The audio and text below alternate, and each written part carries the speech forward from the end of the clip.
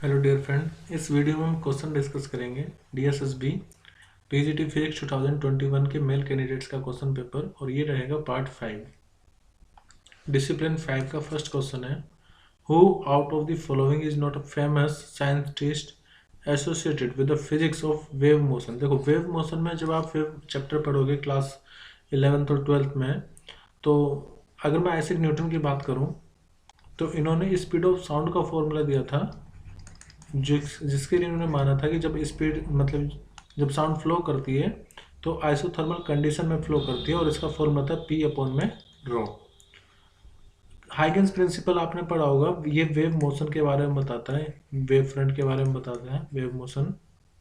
देखो, Robert Hooke ने force directly depend होता है डिस्प्लेसमेंट पर, इसके बारे में बताया था, जिससे कि सिंपल हार्मोनिक मोशन की कंडीशन होती है, और उससे हम वेव मोशन को भी रिलेट कर सकते हैं।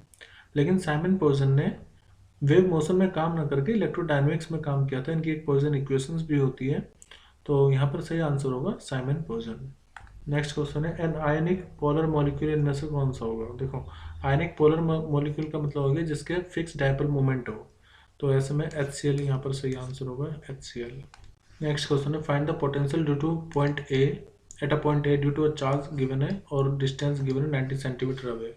देखो, अगर मान लीजिए कोई चार्ज है Q, उससे R सेपरेशन पे जो इलेक्ट्रिक पोटेंशियल का फॉर्मूला होता है वो होता है K Q अपॉन में R, और K की वैल्यू K इक्वल टू होता है 1/4 पाई एप्सिलॉन नॉट, इसकी वैल्यू होती है 9 इंटू 10 की पावर 9। तो यहाँ पर सब वैल्यू अगर हम पुट करें 9 इंटू 10 की पावर 9, चार्ज की वैल्यू 5 इंटू 10 की पावर -8 अपॉन में सेपरेशन हम कितना लेंगे 90 सेंटीमीटर, लेकिन 90 सेंटीमीटर को मीटर में चेंज करने के लिए 10 की पावर -2 से मल्टीप्लाई कर देते हैं। So it will be equal to, देखो 9 से तो 9 कैंसिल आउट हो जाएगा, यहाँ पर आएगा 5 इंटू, अब 10 की पावर 9 में से 8 जाएगा 1, और यहाँ पर देखो 9 10 हो गया, 10 की पावर 1 और -2 यानी कि -1 बचेगा, ऊपर जाकर के +1 हो जाएगा, तो आएगा 5 इंटू 10 की पावर 2 वाट। ठीक है, तो हमारा आंसर आएगा 5 इंटू 10 की पावर 2 वाट। मुझे लगता है कि या तो यहाँ पर कुछ और होगा, या फिर ऑप्शन में एक 5 इंटू 10 की पावर 2 भी होना चाहिए, बट आंसर हमारा यही होएगा इस हिसाब से 5 इंटू 10 की पावर 2, और फॉर्मूला ये होगा V इक्वल टू के अपॉन में R। नेक्स्ट है, nano physics is study of particle with at least one dimension between 1 and 100, इसमें 100 नैनोमीटर तक जो होता है उसको नैनो फिजिक्स बोलते हैं, जैसे नैनो पार्टिकल फिजिक्स या नैनो फिजिक्स, इसमें 100 आएगा। नेक्स्ट क्वेश्चन है, the electric field due to an infinitely long straight wire at a distance r, उस किस पर डिपेंड करती है। देखो, अगर इन्फिनिटली लॉन्ग स्ट्रेट वायर है तो उसकी इलेक्ट्रिक फील्ड होती है किसी r पॉइंट पर, मतलब मान लो यहाँ पर कोई पॉइंट P है, यहाँ से r सेपरेशन पर लैम्डा अपॉन में 2 पाई एप्सिलॉन नॉट इंटू में r, तो इसका मतलब इलेक्ट्रिक फील्ड इन्वर्सली r पर डिपेंड करेगी, तो हमारा सही आंसर हो जाएगा ऑप्शन 2। नेक्स्ट है, in case of wave the point at which the amplitude is largest are equal. देखो, अगर मान लीजिए कोई वेव मोशन है इस तरह से, तो इसमें ये जो पॉइंट होता है ना जहाँ पर डिस्प्लेसमेंट 0 है, इनको तो हम नोड बोलते हैं, जैसे ये एक पॉइंट हो गया नोड का, और जहाँ पर डिस्प्लेसमेंट मैक्सिमम जैसे ये पॉइंट या ये पॉइंट, इनको हम बोलते हैं एंटी नोड। तो जहाँ पर डिस्प्लेसमेंट मैक्सिमम होता है यानी कि एम्पलीट्यूड इज द लार्जेस्ट, वो क्या हो जाएगा एंटी नोड। नेक्स्ट है, electron microscope is related to which type of wave. Electron microscope में हम मैटर वेव का इस्तेमाल करते हैं। नेक्स्ट क्वेश्चन है, a string of mass given है और उसकी लेंथ गिवन है, the string is under a tension of 60 Newton, find the speed of transverse wave on the string. देखो, टेंशन और अगर आपको मास पर यूनिट लेंथ म्यू पता है, तो स्पीड का फॉर्मूला होता है टेंशन अपॉन में मास पर यूनिट लेंथ। तो टेंशन यहाँ पर 60 न्यूटन है, म्यू होता है मास पर यूनिट लेंथ, तो मास कितना है 5 ग्राम, लेकिन वो ग्राम में है ना, इसको किलोग्राम में लीजिए, 10 की पावर -3 डिवाइड में लेंथ कितनी है 0.72। अब वेलोसिटी निकालनी है, स्पीड निकालनी, तो it will be equal to 60 into में 0.72, और उसको आप लिख लीजिए 10 की पावर 3 अपॉन में 5, तो so we can write v equal to 12 into में, आप इसको लिख सकते हैं 0.72 इंटू 10 की पावर 2, ये 3 है ना, मैंने इसको 10 इंटू 10 की पावर 2 लिख लिया, इसलिए ये 10 की पावर 2 का इस अंडर रूट करोगे तो 10 बाहर आ जाएगा। अब ये हो जाएगा 12 इंटू में 7.2 इंटू में 1, या फिर 10 इक्वल टू, तो देखो ये आ गया 10 इंटू में 86.4। अब इसका अंडर रूट अगर आप करोगे और 10 से मल्टीप्लाई करोगे तो आपको रफली 92.9 आएगा मीटर पर सेकंड में। तो हमारा अप्रोक्सीमेट आंसर हो जाएगा 93 मीटर पर सेकंड। मेनली बस ये फॉर्मूला है जो कि स्पीड इक्वल टू होता है टेंशन अपॉन में मास पर यूनिट लेंथ। नेक्स्ट क्वेश्चन है, suppose an electron is moving in a magnetic field at speed given है v perpendicular to field, the strength of the magnetic field यानी कि b की value given है और आपको बताना है रेडियस कितना होगा और मास ऑफ इलेक्ट्रॉन गिवन है। देखो जब कोई चार्ज पार्टिकल मैग्नेटिक फील्ड में परपेंडिकुलरली एंटर कर रहा हो तो एक सर्कुलर पाथ कवर करता है, या अगर मान लीजिए वो मेनली इलेक्ट्रिक फील्ड में मैग्नेटिक फील्ड में है तो वो सर्कुलर पाथ कवर करता है। और इस सर्कुलर पाथ का जो रेडियस का फॉर्मूला होता है वो होता है mv अपॉन में qb। वैसे टाइम पीरियड का भी फॉर्मूला बता देता हूँ, होता है 2πm अपॉन में qb। फ्रीक्वेंसी निकालनी तो इसका रेसिप्रोकल ले लो। फिलहाल तो रेडियस निकालना, तो मास कितना हो गया 9 इंटू 10 की पावर माइनस के 31 kg। वेलोसिटी 3 इंटू 10 की पावर 7 अपॉन में चार्ज की वैल्यू 1.6 10 की पावर माइनस के 19 और मैग्नेटिक फील्ड 3 मैग्नेटिक फील्ड है 6 इंटू 10 की पावर माइनस के 4। तो आपको इसको सोल्व करना है। जब आप इसको सोल्व करेंगे तो मिलेगा 0.26 और 0.26 को अगर आपको सेंटीमीटर में चेंज करना है तो आप 100 से मल्टीप्लाई कर दीजिए तो हमारा आंसर आएगा 26 सेंटीमीटर। नेक्स्ट क्वेश्चन है, black body has maximum wavelength lambda m 2000 kelvin पर है, it's corresponding wavelength at 3000 kilometre kelvin पर कितनी होगी। देखो यहाँ पर हम लगाएंगे विंड डिस्प्लेसमेंट लो जो कि ये कहता है लैम्डा m इंटू में टेम्परेचर कांस्टेंट रहता है जो कि b के इक्वल होता है। तो इसका मतलब लैम्डा इंटू टी क्या रहेगा कांस्टेंट विंड डिस्प्लेसमेंट लो के अकॉर्डिंग। तो हम कह सकते हैं lambda m1 t1 equal to हो जाएगा लैम्डा m2 इंटू t2 के। हमें निकालना लैम्डा m2। लैम्डा m1 कितना है, इसको लैम्डा m लिख लीजिए। टेम्परेचर पहला कितना है 2000 और ये लैम्डा m2 जो हमें निकालना और टेम्परेचर बाद में कितना हो गया 3000 किलो केल्विन। अब 3 0 से 3 0 जाएंगे तो 2 लैम्डा m अपॉन में 3 इक्वल टू क्या आ जाएगा, जो सेकंड केस में मैक्सिमम वेवलेंथ होगी वो, यानी कि 2/3 लैम्डा m। तो हमारा सही आंसर होगा ऑप्शन 2। नेक्स्ट क्वेश्चन है, a coil is wound tightly the coil has 100 turns, यानी कि n की वैल्यू स्मॉल n की वैल्यू नहीं कह सकते एक्चुअली 100 टन्स बोला है ना, तो ये हो गया कैपिटल N यानी कि 100 और रेडियस इसका गिवन है 10 centimetre. It carries a current की वैल्यू 1 एम्पियर। आपको बताना है कि मैग्नीट्यूड कितना होगा मैग्नेटिक फील्ड का सेंटर पर। तो देखो अगर कोई कोयल है उस कोयल के सेंटर पर जो मैग्नेटिक फील्ड का फॉर्मूला होता है वो होता है म्यू नॉट आई अपॉन में 2 इंटू में रेडियस r।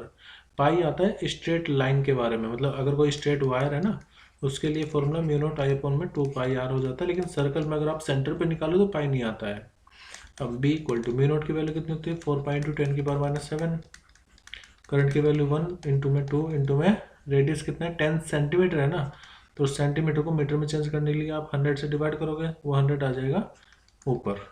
तो जब आप इसको सोल्व करोगे मिलेगा आंसर 6.28 इंटू 10 की पावर माइनस के 4 टेस्ला, ऑप्शन 3। नेक्स्ट क्वेश्चन है, which harmonic mode of one end close pipe of length 20 centimetre is resonantly excited by the 430 hertz source when the speed of sound is in air. देखो मैं आपको simple formula बताता हूँ, frequency into wavelength equal to speed आपको पता है, हमें फिलहाल पता करना है कि कौन सा हार्मोनिक होगा एन कौन सा होगा। तो और हमें फ्रीक्वेंसी की है तो फ्रीक्वेंसी इक्वल टू कितना हो जाएगा स्पीड अपॉन में वेवलेंथ। अब ये वेवलेंथ क्या होगी मैं आपको समझाता हूँ। देखो मान लो अगर एक एंड से क्लोज है तो इसका मतलब यहाँ पर बनेगा नोड और यहाँ पर बनते हैं एंटी नोड ओपन एंड पर, ठीक है। जहाँ पर भी ओपन होगा वहाँ पर एंटी नोड बनते हैं, जहाँ पर क्लोज होता है वहाँ पर नोड बनते हैं। तो अगर मैं इस हार्मोनिक को मानूँ ये हमारा फर्स्ट हार्मोनिक होगा और इसके लिए जो लेंथ ऑफ ये ट्यूब होगी वो बराबर होगी लैम्डा अपॉन में 4। क्यों, क्योंकि नोड से एंटी नोड तक का डिस्टेंस लैम्डा बाय 4 होता है। ऐसे ही अगर आप nth हार्मोनिक के लिए देखोगे तो जो लेंथ होगी वो n टाइम्स होगी लैम्डा बाय 4 के, यानी कि लैम्डा लेंथ को हम n इंटू लैम्डा बाय 4 लिख सकते हैं। तो लैम्डा क्या हो जाएगा हमारा 4l अपॉन में n, ठीक है। यानी कि जो जितनी भी वेवलेंथ बनेगी अलग अलग ऑर्डर की वो 4l अपॉन n के मल्टीपल में होगी, मतलब 4 अपॉन n के मल्टीपल में कह सकते हैं। अब f इक्वल टू मुझे n नहीं पता भाई कितना है, लेकिन v पता है कितना है 340 यानी कि स्पीड। लैम्डा को मैं क्या लिखूंगा 4L और n चले जाएगा ऊपर, n यहाँ पर आ जाएगा। हमें तो n निकालना है। एक काम करते हैं, v को बाद में पुट करेंगे, इसको v रहने दो अभी, ताकि हमें एक जनरल फॉर्मूला मिल जाए। तो n की वैल्यू कितनी हो जाएगी, n की वैल्यू हो जाएगी 4L इंटू में फ्रीक्वेंसी अपॉन में v, n equal to 4। Length कितनी है, तो लेंथ है हमारे पास 20 सेंटीमीटर, उसको 10⁻⁻2 से मल्टीप्लाई कर दो। फ्रीक्वेंसी मीटर में चेंज करने के लिए फ्रीक्वेंसी कितनी है 430, और उसको डिवाइड कर देंगे v से, v कितना है 320। तो अगर हम इसको सोल्व करें सब वैल्यू को, तो इसको सोल्व करके आपको मिलेगा 1.075। अब हमें तो n बताना है, तो n या तो 1 होगा या 2 होगा या 3 होगा। तो इसके बाद जो n होगा वो कितना हो जाएगा, n इक्वल टू 1, यानी कि फर्स्ट हार्मोनिक हमारा सही आंसर होगा। नेक्स्ट क्वेश्चन है, इम्पल्स का डायमेंशन फॉर्मूला पूछा है। इम्पल्स क्या होता है, इम्पल्स होता है change in momentum. Change in momentum को इम्पल्स बोलते हैं। इसका मतलब P final minus P initial. अब देखो, चाहे पी फाइनल या पी इनिशियल है, दोनों का ही सेम डायमेंशन फॉर्मूला होगा ना। तो इसका मतलब इम्पल्स का डायमेंशन फॉर्मूला वही होगा जो मोमेंटम का डायमेंशन फॉर्मूला होता है। अब मोमेंटम का कितना होता है, तो मोमेंटम का फॉर्मूला तो आपको पढ़ा होगा। मोमेंटम इक्वल टू होता है मास इंटू में वेलोसिटी। मास मतलब m, वेलोसिटी मतलब LT माइनस 1। तो इम्पल्स का डायमेंशन फॉर्मूला आएगा MLT-1, यानी कि ऑप्शन 3। नेक्स्ट क्वेश्चन है, दो चार्ज हमारे पास A और B पर रखे हुए हैं और उनके बीच का जो separation it is given 14 centimetre. तो इतना डायग्राम पहले बना लेते हैं। ये पॉइंट A, ये पॉइंट B, इनके बीच का जो डिस्टेंस है लेट से वो टोटल है r। तो हमें बता रखा है r 14 सेंटीमीटर है। अब द क्वांटिटी, अब देखो चार्ज A, यहाँ पर जो चार्ज रखा है उसका चार्ज की वैल्यू गिवन है 4 × 10⁻⁸ कोलाम, और यहाँ पर चार्ज B पर जो चार्ज रखा हुआ है लोकेशन B पर वो है -3 × 10⁻⁸ कोलाम। अब आपसे पूछा है कि किस पॉइंट पर A और B के बीच में किस पॉइंट पर पोटेंशियल, इलेक्ट्रिक पोटेंशियल 0 होगा। तो देखो मान लेते हैं कि यहाँ पर ये जो पॉजिटिव चार्ज है ना, इससे किसी x दूरी पर, x डिस्टेंस पर कोई पॉइंट P है जहाँ पर नेट पोटेंशियल 0 होगा। मैं मान लेता हूँ पोटेंशियल एट P कितना है 0। अच्छा, मिड में तो 0 इसलिए नहीं होगा क्योंकि ये दोनों चार्ज इक्वल नहीं है। अगर दोनों चार्ज इक्वल होते तब 0 हो सकता था, लेकिन 0 मिड में तो नहीं होगा, इसको तो हटा ही दो। अब हम सॉल्यूशन करते हैं। देखो, किसी पॉइंट चार्ज की वजह से किसी x डिस्टेंस पर जो पोटेंशियल का फॉर्मूला होता है वो होता है KQ/x या KQ/r, अगर r डिस्टेंस है तो मैंने क्या माना है कि P पॉइंट पर पोटेंशियल 0 है। अब ये 0 कब होगा, जब पोटेंशियल A का और पोटेंशियल B का दोनों इक्वल हो जाए। तो potential at A, potential due to charge A अगर potential due to charge B के है, तो दोनों को जब आप ऐड करोगे तो वो 0 आ जाएगा ना, VA माइनस VB 0 आ जाएगा। और वैसे भी आप कर सकते हो, VP इक्वल टू 0 है, इसका मतलब आप ये तो लिखोगे इसको VA plus VB equal to 0 होगा। तो आप इसको ऐसे लिख सकते हो VA equal to minus VB। लेकिन मैंने यहाँ पर मैंने मैग्नीट्यूड के टर्म में लिखा है कि अगर दोनों का पोटेंशियल सेम होगा तो x पॉइंट पर, मतलब P पॉइंट पर पोटेंशियल 0 आएगा। और अगर आप वैसे भी लिख रहे हो तो फिर आपको चार्ज यहाँ पर -3 लेना पड़ेगा, तो उससे कोई फर्क पड़ेगा नहीं। सो इट विल बी बेटर आप ये मान लो कि दोनों पॉइंट पर पोटेंशियल सेम होगा। अगर आप यहाँ पर माइनस साइन ले रहे हो फिर आपको माइनस रखना पड़ेगा, माइनस माइनस प्लस हो जाएगा, वो एक ही बात पड़ेगी। तो K, यहाँ पर चार्ज कितना, KQ/r फॉर्मूला होता है ना, यहाँ पर चार्ज है 4 × 10⁻⁸ अपॉन में सेपरेशन A से P पॉइंट तक का वो रहेगा x, और फिर K यहाँ पर मैग्नीट्यूड में सिर्फ लूँगा 3 × 10⁻⁸ अपॉन में ये हो जाएगा। देखो कंप्लीट में से x माइनस कर दो, यानी कि r माइनस एक्स, ठीक है। r को अभी पुट कर देंगे, कैसे K कैंसिल हो जाएगा 10⁻⁸ से 10⁻⁸। तो 4/3 equal to x/r minus x आ जाएगा, या r minus x upon x equal to कितना आ जाएगा 3/4। देखो हमें क्या निकालना है, हमें x निकालना है, r हमें पता है। अब आप अगर मान लीजिए इसको सेंटीमीटर में भी करोगे तो आपको दोनों तरफ सेंटीमीटर में चेंज करना पड़ेगा, इससे कोई फर्क पड़ेगा नहीं। तो आप डायरेक्टली r को 14 रख लेना, आपका आंसर सेंटीमीटर में ही आ जाएगा। अब इसको आप इससे ऐसे लिख सकते हैं r/x माइनस 1 इक्वल टू 3/4। मैंने दोनों को अलग अलग डिवाइड कर लिया है, हमें x निकालना है, ये ध्यान रखना। तो इसको 1 को इधर ले जाते हैं, तो r/x इक्वल टू आ जाएगा 3/4 प्लस के 1, यानी कि r/x इक्वल टू आ जाएगा 4 3 7/4। एक्स निकालना है तो एक्स इक्वल टू हो जाएगा 4/7 इंटू में आर इक्वल टू एक्स। अब देखो आर की वैल्यू कितनी है 4/7, आर मतलब दोनों के बीच का सेपरेशन 14 गिवन है, तो आप इसको हाफ कर दो, ये हो जाएगा 4 दूनी 8 यानी कि 8 सेंटीमीटर। इसका मतलब ये हुआ कि पॉजिटिव वाला जो चार्ज था वहाँ से x इक्वल टू 8 सेंटीमीटर पर नेट पोटेंशियल 0 रहेगा। ठीक है, 8 centimetre from the positive charge. तो यहाँ पर 10 सेंटीमीटर फ्रॉम पॉजिटिव दिया हुआ है, ये तो नहीं होगा। यहाँ पर 8 सेंटीमीटर फ्रॉम द नेगेटिव, ये भी नहीं होगा, तो बचा 8 centimetre away from the positive charge on the negative, on the side of negative charge. तो इसका मतलब यहाँ पर आपको कहीं पोटेंशियल 0 मिलेगा पी पॉइंट पर, जो कि यहाँ से 8 सेंटीमीटर की दूरी पर होगा। और किस साइड पर है, इस तरफ है ना, इसलिए हम इसलिए बोला कि side of the negative charge. Next question है, suppose two string of musical instrument produces beat of frequency 5 hertz.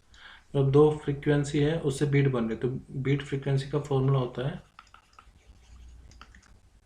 F2 minus F1। ठीक है, F2 माइनस F1, और इसको आप F2 माइनस F1 भी लिख सकते हैं, या फिर F1 माइनस F2 भी लिख सकते हैं। तो बीट फ्रीक्वेंसी कितनी है 5 हर्ट्ज। अब आपको बता रखा कि इनमें से किसी एक की फ्रीक्वेंसी आपको पता है, वो है 427 हर्ट्ज, तो आपको दूसरे की बतानी है। तो मैं मान लेता हूँ कि F1 हमारा है 427 हर्ट्ज, F2 निकालते हैं। तो यहाँ पर ये हो जाएगा F2 माइनस के 427, एक इक्वेशन तो ये बन जाएगी। और अगर मैं इन दोनों को यूज़ करूँ तो बीट फ्रीक्वेंसी 5 है, यहाँ से बचेगा 427 427 माइनस के F2। तो अगर मैं यहाँ से F2 निकालूँ तो ये आएगा 427 माइनस के 5, यानी कि F2 आ जाएगा 422 हर्ट्ज। और अगर मैं यहाँ से निकालूँ F2 की वैल्यू तो वो हो जाएगा प्लस हो जाएगा ना इधर, 427 प्लस के 5 यानी कि 433 हर्ट्ज। अब अगर आप ऑप्शन में देखो तो सिर्फ मतलब ये दो पॉसिबल है, लेकिन ऑप्शन में सिर्फ 422 गिवन है, तो हमारा सही आंसर होगा 422। नेक्स्ट क्वेश्चन है, the relation between current density and the drift velocity. देखो आपको ये रिलेशन तो पता होगा, इक्वल टू NEA/VD होता है, और करंट डेंसिटी एक्चुअली होता है current per unit cross section area. तो अगर मैं यहाँ से करंट डेंसिटी में और VD में रिलेशन निकालूँ तो मुझे A को यहाँ पर लाना पड़ेगा, तो यहाँ पर कितना बचे NEVD, यानी कि J इक्वल टू आ जाएगा NEVD drift velocity N E।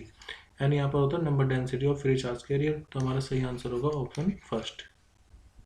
Next question है, the electrostatic force between a proton and an electron. Proton और इलेक्ट्रॉन के बीच में कितनी फोर्स होगी इलेक्ट्रोस्टैटिक, जबकि इनके बीच का सेपरेशन 1 एंगस्ट्रॉम है। तो देखो इलेक्ट्रोस्टैटिक फोर्स का फॉर्मूला होता है K Q1 Q2 अपॉन में सेपरेशन का स्क्वायर।